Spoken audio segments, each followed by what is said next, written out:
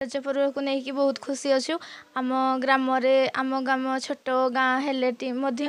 आम बहुत पर्व पालन छोट छोट प्रोग्राम पालन करम सौभाग्य सार बहुत सहयोग कर मानस सार वार्ड मेंबर से भी बहुत सहयोग करमको बहुत प्रोग्राम टी बहुत बढ़िया लगा। मोर बहुत भल भाव प्रथम दिन पालन कर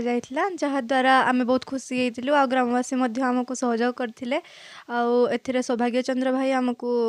साहाय्य करथिले आ बहुत अतिथि आसथिले आ आमे बहुत रज को नहीं बहुत खुशी अच्छु।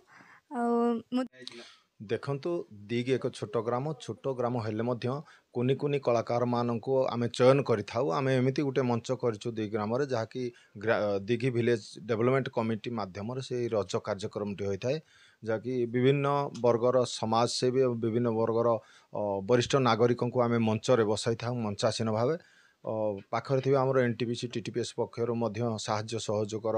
हाथ रही था। कार्यक्रम रे प्रत्येक वर्ष भली नियारा ढंग रे कार्यक्रम पालन करा जाए हेले भी कुनी कुनी जो प्रतिभा माने आमे ए मंच रे पाई थाउ से प्रतिभा मान को नहीं आमे मध्य आगामी दिन रे आमर विभिन्न कला संस्कृति कार्यक्रम रे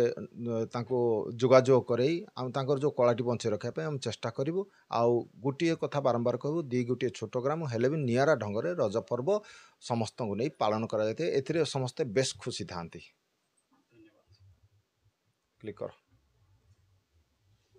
रजर पर्वटी आमर देखिए आमर बहुत धूमधाम रे पालन होइछि जेहेतु छोट गाँ मध्य हेले सुधा बहुत निराडंबर भाव पालन करा जाइछि। सेथिरे आमर तालचेर किछि समाजसेवी जोग देइथिले मंचासीन अतिथि भाव भी जोग देइथिले आमको बहुत कोऑपरेट करथिले से मंचरे छोट छोट छोट पिला कुनी कलाकार को नहीं ये प्रोग्राम टी आरंभ होइतिला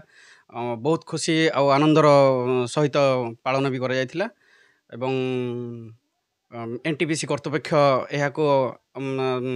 किसी बहुत गिफ्ट सरप्राइज जोगदान देइथिले